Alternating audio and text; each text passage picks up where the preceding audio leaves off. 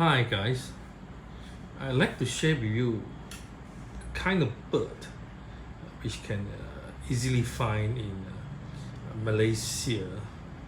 Okay, so this bird is very common here. You can easily find it roadside, some bushes.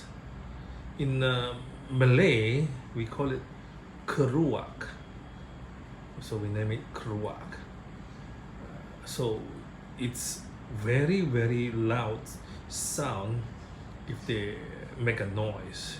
You can find them looking for food by the roadside or even in the small bushes.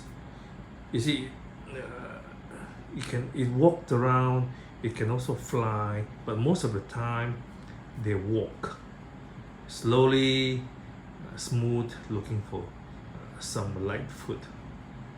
So I really enjoy watching this bird, keruak bird. I hope you enjoyed.